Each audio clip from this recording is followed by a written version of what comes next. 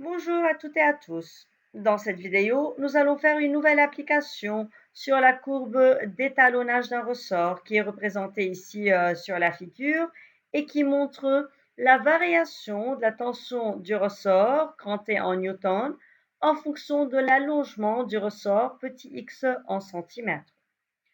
Nous allons aussi apprendre comment pouvons-nous déterminer graphiquement la valeur de la constante de raideur du ressort et aussi comment on peut trouver l'intensité maximale de la force qu'on peut appliquer au ressort sans dépasser sa limite d'élasticité.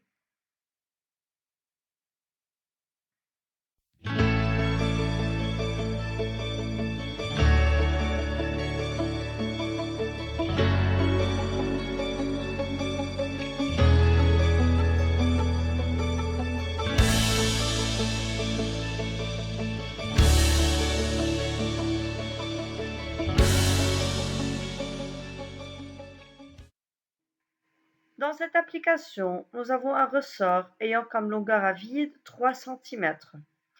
Ce ressort-là est fixé par son extrémité supérieure à un support, comme le montre la figure ci-contre. Et ce ressort porte à son extrémité inférieure libre un solide S qui est en équilibre. Maintenant, la courbe d'étalonnage représentant la variation de la tension T du ressort en fonction de son allongement X est donnée dans le document ci-dessous. Et dans toute l'application, nous devons prendre la valeur de l'intensité de la pesanteur G égale à 10 newtons par kilogramme. Dans la première question, nous devons nommer une grandeur caractéristique à un ressort. Et ensuite, en se référant au graphique du document ci-dessous, nous devons calculer la valeur de cette grandeur dans le système international. 3. Nous devons dresser le bilan des forces extérieures agissant sur le solide S. Et ensuite, ce ressort peut atteindre une longueur maximale de 23 cm avant de dépasser sa limite d'élasticité. Déterminons l'intensité maximale de la force qu'on peut appliquer à ce ressort sans dépasser sa limite d'élasticité. Et finalement, en déduire la valeur maximale de la masse qu'on peut accrocher à ce ressort. Voilà, prenez un peu de temps pour relire ces différentes questions et commencer à penser comment faut-il les résoudre. Voilà, nous devons nommer en premier lieu une grandeur caractéristique à un ressort. Ici, nous pouvons dire que la constante de raideur K du ressort est une propriété caractéristique des ressorts. Autrement dit, plus la constante de raideur K du ressort est élevée, plus le ressort est rigide et plus ça sera, disons, difficile de le déformer. Toutefois, plus cette constante est petite, plus le ressort est souple et plus alors il aura tendance à se déformer lorsqu'une force sera appliquée sur ce ressort.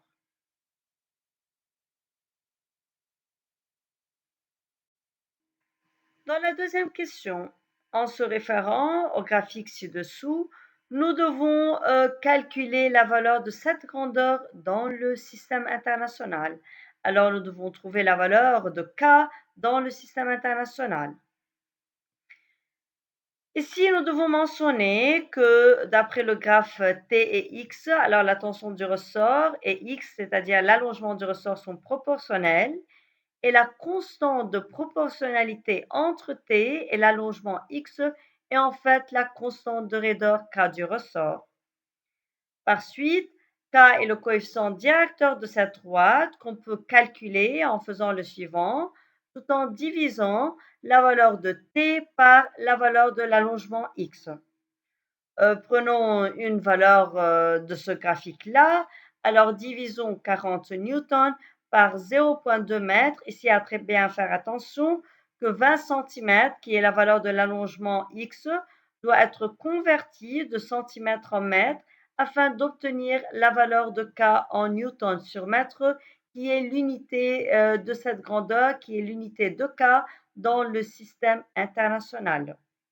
Par suite, K sera égal à 200 newtons sur mètre.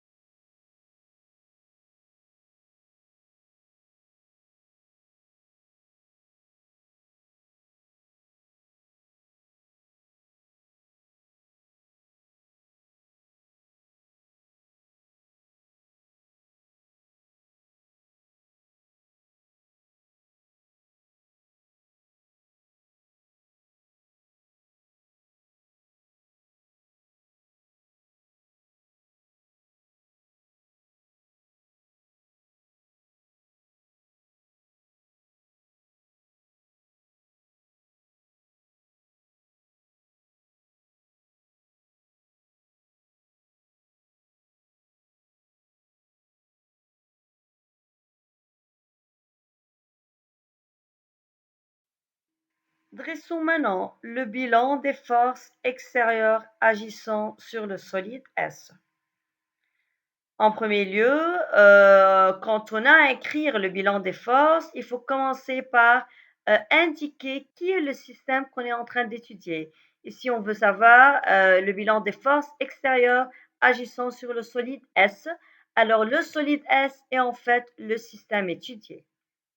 On travaille toujours dans le référentiel terrestre et voilà le bilan des forces extérieures agissant sur S est le suivant. Maintenant, il faut commencer par nommer les différentes forces extérieures agissant sur S et ensuite donner les différentes caractéristiques de chaque force.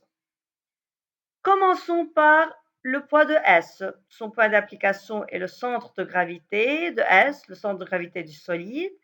Sa direction est toujours verticale. Son sens est toujours descendant, c'est-à-dire vers le bas.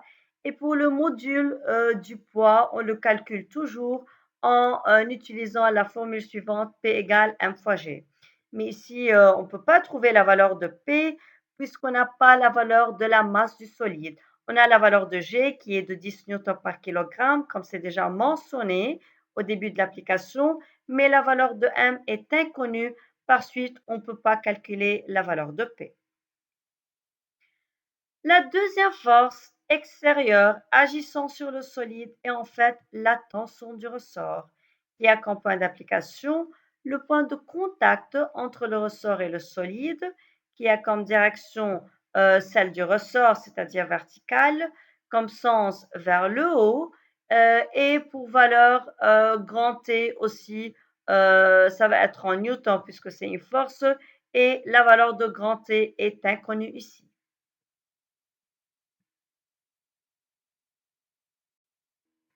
Ce ressort-là peut atteindre une longueur maximale de 23 centimètres afin de dépasser sa limite d'élasticité. Ça, c'est très important.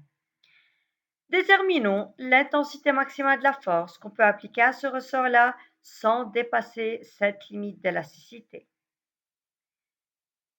Ici, nous devons commencer par calculer l'allongement maximal de ce ressort-là, delta L max ou bien X max, puisque dans cette application, nous avons utilisé X, la lettre X, pour désigner l'allongement du ressort. Alors, X max n'est autre que la longueur maximale du ressort, grand L max, moins la longueur à vide du ressort L0. Pour Lmax, ce n'est autre que 23 cm. Pour L0, ce n'est autre que 3 cm.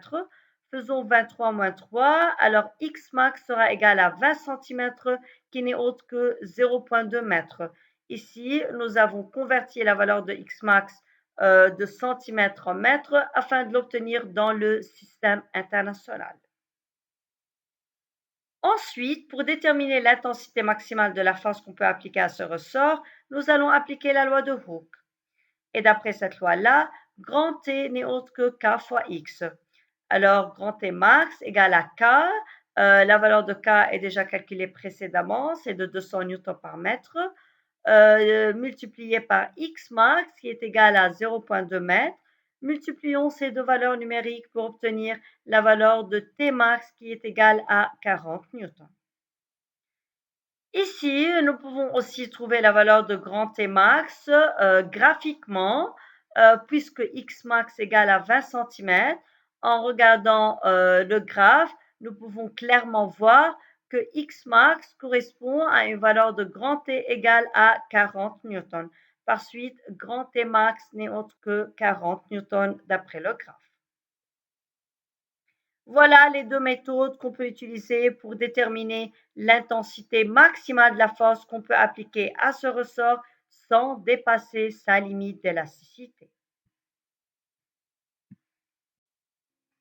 Finalement, en déduire la valeur maximale de la masse qu'on peut accrocher à ce ressort sans dépasser sa limite d'élasticité.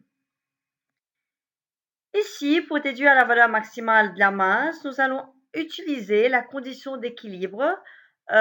Donc, puisque le solide est en équilibre, alors la somme vectorielle des forces exercées ou bien appliquées sur ce solide est égale au vecteur 0.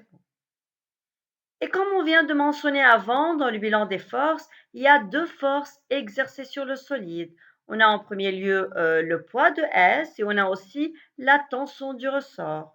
Donc, la somme vectorielle de ces deux forces est égale au vecteur 0. Prenons vecteur t à l'autre côté de l'égalité, nous obtiendrons vecteur p égale à moins vecteur t. C'est-à-dire que ces deux forces ont la même valeur, le même module, la même norme, autrement dit. Alors, valeur de P égale valeur de T. Donc, P max, la valeur du poids maximal, est égale à la valeur de la tension du ressort maximale, qui n'est autre que 40 newtons, comme on vient de calculer précédemment. Nous allons utiliser la valeur du poids maximal pour trouver la valeur de la masse maximale, puisque la masse et le poids sont reliés à l'aide de la formule suivante, P égale à M fois G. Donc, M n'est autre que P sur G. Alors, M max est égal au poids maximal, c'est-à-dire 40 newtons, divisé par G, qui est de 10 newtons par kilogramme. Donc, la valeur maximale de la masse qu'on peut accrocher à ce ressort sans dépasser sa limite d'élasticité est égal à 4 kg. Voilà, c'est tout pour cette application. N'oubliez pas de s'abonner à la chaîne, de cliquer sur la cloche pour recevoir toutes les notifications des applications similaires. À bientôt.